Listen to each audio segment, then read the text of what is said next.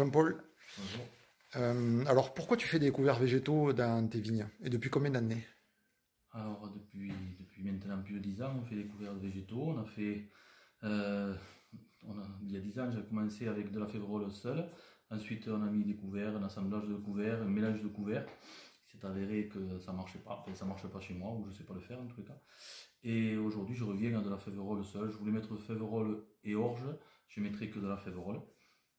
Parce que c'est facile à implanter, au moins une fois que ça pousse. Je le sème en semi-direct, à 80 kg hectare dans les lignes à 2 mètres, sur 1,25 m de large, un rang sur deux. Voilà. Et sur la partie qu'on a roulée l'an passé, donc une partie dure, sèche même, on va dire. Voilà. D'accord. Et donc pourquoi tu fais des couverts? Oui, pardon. Pourquoi je fais des couverts? C'est pour créer des micro-organismes, faire de la matière végétale, travailler le sol aussi par le racinaire de la févrole justement. Et ça me permettra bien sûr au mois d'avril ou de le faucher ou de le rouler et de le travailler par derrière. D'accord, tu utilises les deux méthodes, soit roulage, soit broyage. C'est suivant le temps qu'il fera. D'accord. C'est-à-dire si on a un hiver, si on a un printemps pluvieux, ben là je le lèverai. Si c'est sec, au contraire, je ferai un mush, je le roulerai pour créer et garder de la fraîcheur, de l'humidité dessous. D'accord. Et quels sont les bénéfices depuis, tu le fais, cette pratique depuis quelque temps, quels sont les bénéfices que tu vois dans tes vignes? Mais il y a beaucoup de bénéfices, c'est que en fait, d'une part, ça tient la terre à l'érosion pour tout l'hiver, ça crée bien sûr des micro-organismes, ça fertilise le sol en masse, ça apporte quand même pas mal d'azote, et la structure du sol elle est beaucoup plus souple, beaucoup plus légère, quoi, beaucoup plus facile à travailler bien sûr. L'eau pénètre davantage, donc le bénéfice il est entier, quoi. Mis à part le coût du semis, voilà. D'accord.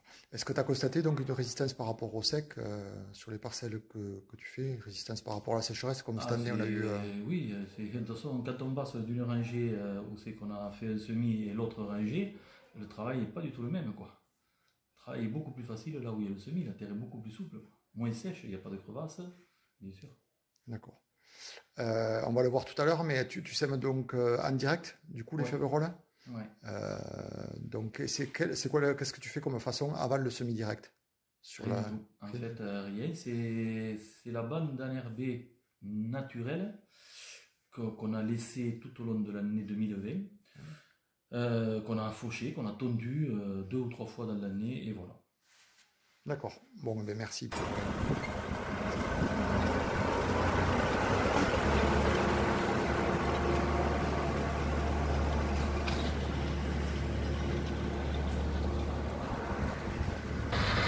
Donc broyeur des voies, 3 opérations, un passage, donc broyage des féveroles à l'avant, broyage des serments qui sont dans les féveroles et travail du sol sous le rang avec des lames rondes.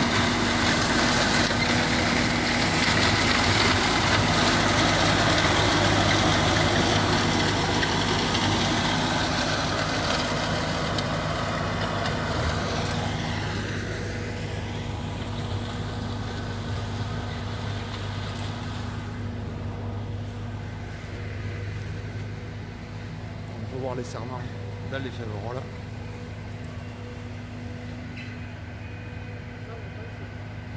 Et sous le rang, les disques crénelés ont été passés à peu près il y a 1 mois et demi, 2 mois.